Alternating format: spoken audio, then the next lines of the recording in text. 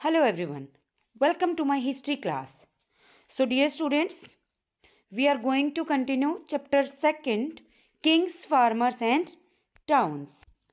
So dear students, in our previous videos, we have completed 7 topics of this chapter.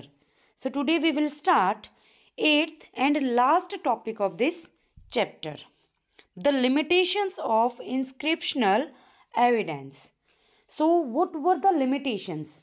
Like inscriप्शनल जो evidence मिले हैं वो भी तो लिमिटेड होंगे. लाइक अगर हम देखें नाउ डेज, अगर आपको हिस्ट्री पढ़नी है, आपके पास बुक्स में सब कुछ अवेलेबल है. किसी भी सब्जेक्ट के लिए देखेंगे, आपको हिंदी पढ़नी है तो हिंदी की बुक्स में everything is available. But historians के लिए ये बहुत इजी नहीं है टास्क कि जितना जो वो इन्फॉर्मेशन चाहते हैं वो इन्फॉर्मेशन उनको इजीली मिल जाए, एक ही जगह मिल जाए, एक ही इंस्क्रिप्शन में सब कुछ अवेलेबल हो. बहुत सारी इंस्क्रिप्शंस मिली हैं, सबको वो डिसाइफर भी नहीं कर पाए हैं और उनमें डिफरेंसेस भी हैं. So let us see what were the limitations. By now it is probably evident that there are limits to what epigraphy can reveal. So अब तक जो भी हमने पढ़ा है, जो भी शो हुआ, जो भी हमने देखा है, इन एविडेंस में एपिग्राफी जो है वो कुछ लिमिटेशंस उसके रही हैं, कुछ पर्टिकुलर लिमिट्स रही हैं. Like sometimes there are technical limitations. Which technical limitations? Like letters are very faintly engraved. जो engraving की है letters की वो बहुत ही faintly means बहुत धुंधली सी है, वो दिख नहीं है रही है, proper engrave नहीं हो रखी हैं. And thus reconstructions are uncertain. तो उनको read नहीं कर पाएंगे, अच्छे से समझ नहीं पाएंगे. So it is not possible कि उनकी कंस्ट्रक्शन जो है हिस्ट्री की वो ईजी हो, प्रॉपर नहीं हो पाएगी. Also inscriptions may be damaged और letters missing. One more problem is there. हो सकता है कि इंस्क्रिप्शंस जो है वो डैमेज हो गई हो. डैमेज मीन्स कहीं कहीं पे वो प्रॉपर दिख रही हैं, कहीं से वो डिस्ट्रॉय हो गई हैं, या फिर वो जो लेटर्स हैं वो इरेज हो गए हैं. टाइम के साथ वो चीज़ें अपने आप क्या हो जाती हैं, थोड़ी सी धुंधली पड़ जाती हैं. उसमें से कुछ लेटर्स मिसिंग होंगे तो डेफिनेटली वर्ड को समझना, डिसाइफर करना इजी नहीं होगा. Besides it is not always easy to be sure about the exact meaning of the words used in inscriptions. अब इसके साथ साथ एक और प्रॉब्लम थी. What was it? श्योर नहीं थे, इतना इजी नहीं है उनके मीनिंग को समझना. एंड जो वो मीनिंग का उन्होंने आइडिया लगाया है, जस्ट बहुत सारे लेटर्स को डिसाइफर किया, फिर उसके बाद उनको जैसे हमने अभी पिछले टॉपिक में पढ़ा था कंपेयर किया डिफरेंट स्क्रिप्ट्स के साथ. उसके बाद उन्होंने जस्ट उसे एक आइडिया लगा के डिसाइफर किया है, समझने की कोशिश की है, but the meaning was not surely correct. तो यहाँ पे भी प्रॉब्लम हो सकता है कि उन्होंने कुछ और ही उसका मीनिंग निकाला हो और एग्जैक्टली मीनिंग कुछ और हो. Some of which may be specific to a particular place और टाइम. उनमें से हो सकता है ना कि कोई कुछ जो है वो किसी पर्टिकुलर टाइम और किसी पर्टिकुलर प्लेस के लिए हों. और हमारे हिस्टोरियन जब हिस्ट्री को रिकन्स्ट्रक्ट करते हैं तो बाय मिस्टेक वो जब उनके मीनिंग निकाल रहे हैं तो वो जो एग्जिस्टिंग जो थ्योरी है, जो आइडिया है, उसके साथ ही कनेक्ट करते रहें. लाइक हमने फर्स्ट चैप्टर में भी पढ़ा था जो कनिंगम का कन्फ्यूज़न था एविडेंस से रिगार्डिंग. तो इस तरह की भी प्रॉब्लम आ सकती है. If you go through an epigraphical journal, some are listed in timeline 2. After this topic we will go through the timelines also. So उसमें हम देखेंगे, you will realize that scholars are constantly debating and discussing alternative ways of reading inscriptions. So in inscriptions को पढ़ने के different अलग अलग तरह के रास्ते ढूंढने की कोशिश करते हैं कि किस तरीके से उनको पढ़ा जाए, कैसे डिसाइफर किया जाए, कंपैरिजन करते हैं, लेटर्स को समझने की, स्क्रिप्ट को समझने की कोशिश करते हैं. Although several thousand inscriptions have been discovered, हज़ारों लाखों इंस्क्रिप्शंस जो हैं वो डिस्कवर हो चुकी हैं. but all not decipher, all have been undeciphered। तो ये सारी डिसाइफर नहीं हुई हैं, सारी जो है वो उनको समझ नहीं पाए हैं, पढ़ नहीं पाए हैं। Not all have been deciphered, published and translated, ना तो सारी पढ़ समझ सके हैं, ना सबको पब्लिश किया है और ना ही सबको ट्रांसलेट किया जा चुका है। बहुत सारी हैं जिनको थोड़ा बहुत समझ गए हैं, उनकी लैंग्वेज को, उनकी स्क्रिप्ट को समझ गए हैं, बट उनको ट्रांसलेट नहीं किया है अभी। Besides many more inscriptions must have existed which have not survived the ravages of time।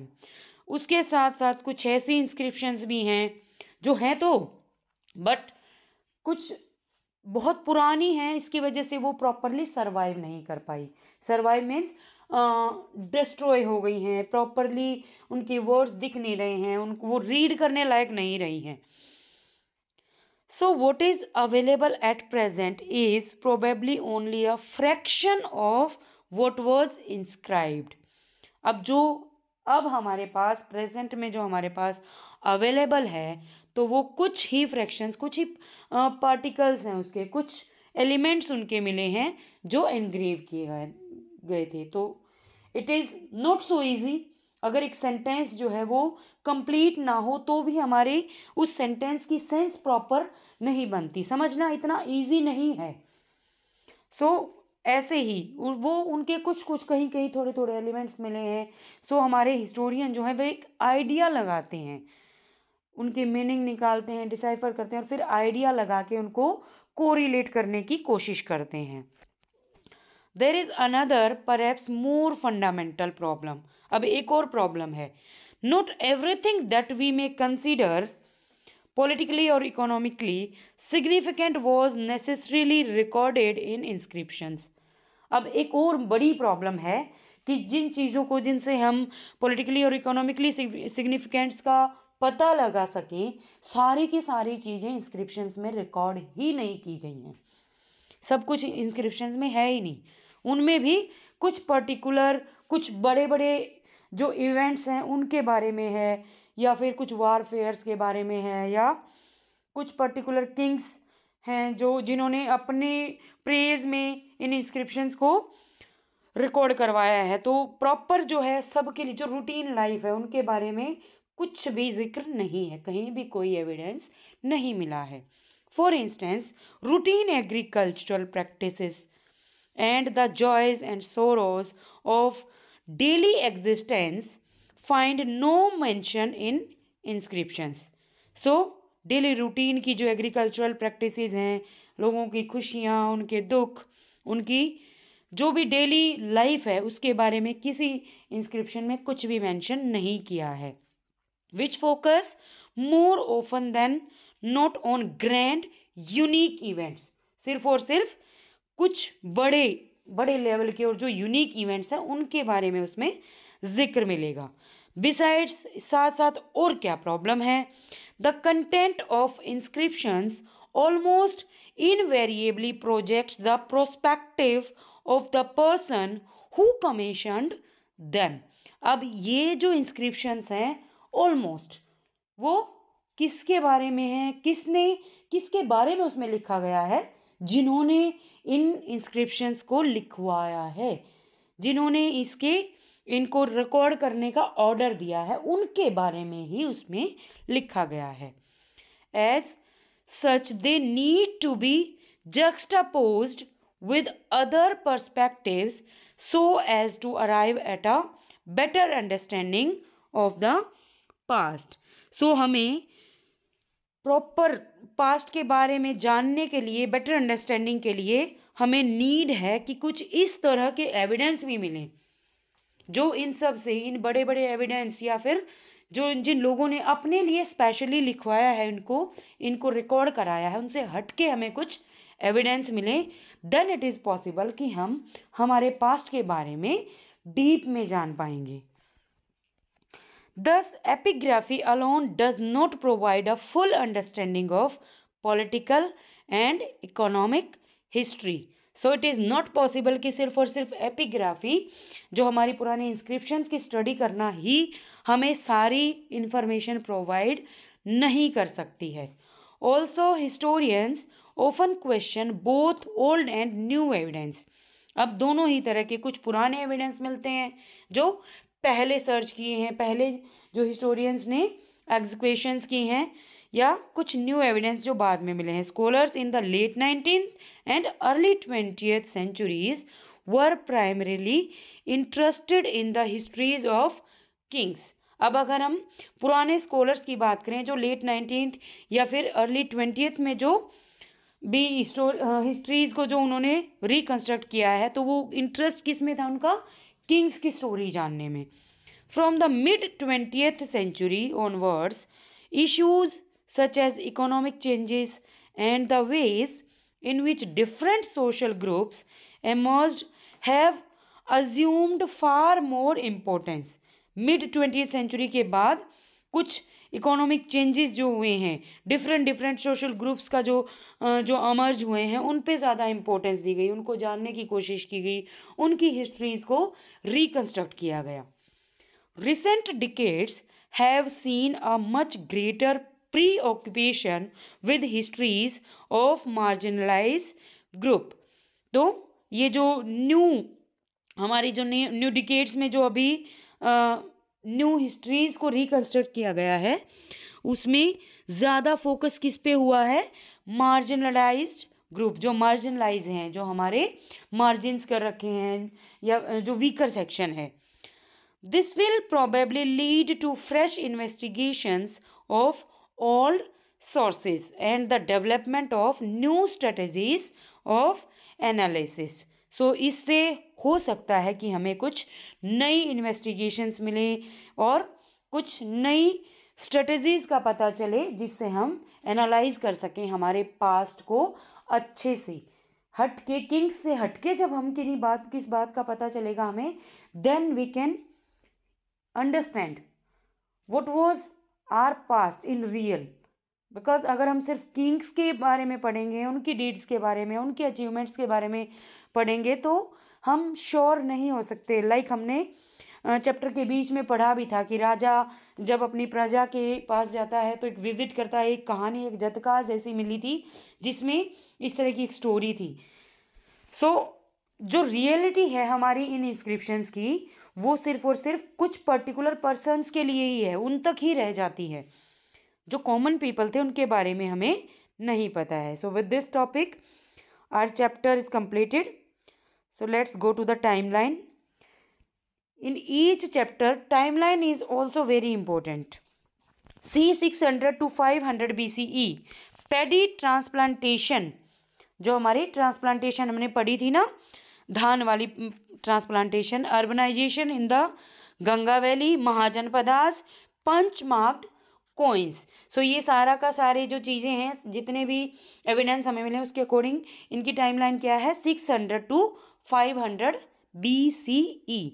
Next 500 to 400 BCE rulers of Magadha consolidate power. अब यहाँ पे मगधा के जो रूलर्स हैं वो पावर को, उनके हाथ में पावर आ जाती है, वो पावरफुल बन जाते हैं। 327 to 325 BCE invasion of Alexander of Macedon. तो ये अलेक्जेंडर के इन्वेजन का टाइम था, अलेक्जेंडर का जो उसने कनकर कर लिया था हमारे इस सब कॉन्टिनेंट को। 321 BCE assassin of Chandragupta Maurya. अब कौन आते हैं? चंद्रगुप्त मौर्य, मौर्य डायनेस्टी का।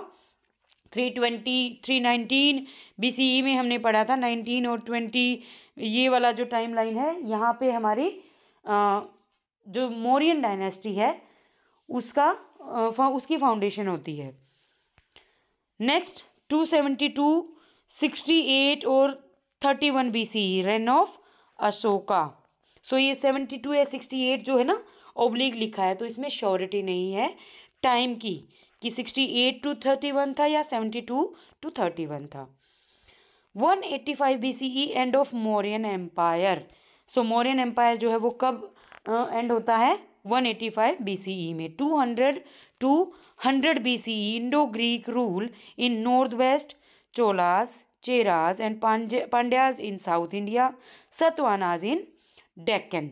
सो ये वो टाइम था जब डिफरेंट जो हमारे सब कॉन्टिनेंट में अलग अलग एरियाज में डिफरेंट डायनेस्टीज रूल कर रही थी।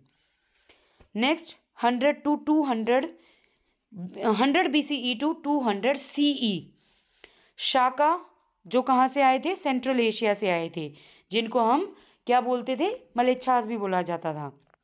Rulers in north west, Roman trade, gold coinage, ये ही टाइम था जिसमें गोल्ड कोइनेज होती है, रोमन के साथ ट्रेडिंग स्टार्ट होती है, और शाका जो हैं वो रूल कर रहे होते हैं कहाँ पे, नॉर्थ वेस्ट में। 78 CE इसके बाद एक क्वेश्चन मार्क लगा है। Question mark it means the timeline was not sure, surety is not there, इसमें क्वेश्चन मार्क है। बस जो एविडेंस मिले हैं उसके अकॉर्डिंग एक सीक्वेंस में जो आइडियाज़ लगाए गए हैं उनके अकॉर्डिंग उन्होंने ये टाइमलाइन दी है, but it is not sure.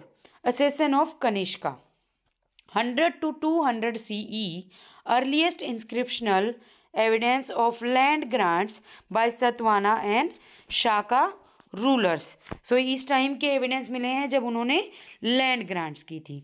320 CE beginning of Gupta rule, 335 to 375 CE Samudragupta, 375 to 450 CE Chandragupta II Vakatakas in the Deccan, and 500 to 600 CE rise of the Chalukyas in Karnataka of the Pallavas in Tamil Nadu. तो चालुक्यास कर्नाटका में थे, तमिलनाडु में कौन थे, Pallavas. Dear students, make sure कि आप timeline को बहुत अच्छे से पढ़ें, बिकॉज आपके 1 मार्क के जो MCQ होते हैं यहाँ से मोस्ट प्रोबेबली 2-3 MCQ आपके टाइमलाइन से ही आते हैं। 606 to 647 CE Harshavardhana king of Kannauj Chinese pilgrim. So Harshavardhana के टाइम पे जो कन्नौज के किंग थे, चाइनीज पिलग्रिम कौन आते हैं, Xuanzang comes in search of Buddhist text. And 712 Arabs conquer Sindh, Arabs ने सिंध को कनकर कर लिया था। तो यहाँ पे एक नोट गिवन है, इन टाइमलाइंस को एग्जैक्टली पढ़ना, इनके बारे में रिकॉर्ड मेंटेन करना, it was not easy task, but जो टाइमलाइन इन्होंने दी है वो प्रोबेबिलिटी के अकॉर्डिंग दी है, जैसे ही उनको आइडियाज़ लगे हैं, और जहाँ क्वेश्चन मार्क है उसके लिए श्योरिटी नहीं है। Now the timeline 2 major advances in epigraphy. Epigraphy से रिलेटेड है ये कि कब कब क्या क्या हुआ एपिग्राफीज में, स्टडी कैसे की गई, किस कहाँ पे सीक्वेंस यहाँ पे गिवन है एपिग्राफीज के। 18th सेंचुरी में 1784 founding of the Asiatic Society, Bengal की एशियाटिक सोसाइटी के बारे में उसको फाउंड किया गया। 19th century 1810s Colin Mackenzie collects over 800 inscriptions in Sanskrit and Dravidian languages. So यहाँ लैंग्वेजेस कोलिन मैकेंजी जो हैं वो इतनी इंस्क्रिप्शंस को कलेक्ट करते हैं। 1838 डिसाइफरमेंट of Ashokan Brahmi by James Prinsep, जो हमने बिल्कुल स्टार्टिंग में पढ़ा था। 1877 Alexander Cunningham publishes a set of Ashokan inscriptions. Alexander Cunningham ने पब्लिश की थी अशोका के इंस्क्रिप्शंस को पब्लिश किया था। 1886 first issue of Epigraphia Carnatica a journal of South Indian inscription. So सबसे पहले इशू हुई थी ये कौन सी, Epigraphia Karnataka. 1888 first issue of Epigraphia Indica. 20th century में 1965 to 66 DC Sircar publishes Indian epigraphy and Indian epigraphical glossary. तो ये सब पब्लिश किया गया है। ये जो टाइमलाइन गिवन है ये हमारी है एपिग्राफी की, जो हमारी 18th सेंचुरी में जस्ट थोड़ा बहुत हुआ था, बाकी 19th और 20th सेंचुरी की ज़्यादा रिकॉर्ड्स हैं जो मेंटेन किए हैं, जो हमारे जेम्स प्रिंसिप ने जब डिसाइफर किया है उसके बाद हमें पता चला, बाद की में हिस्ट्री को रिकंस्ट्रक्ट किया गया है। So with this, our chapter is completed. In next video, we will start third chapter. So for now, have a nice day. Bye to all.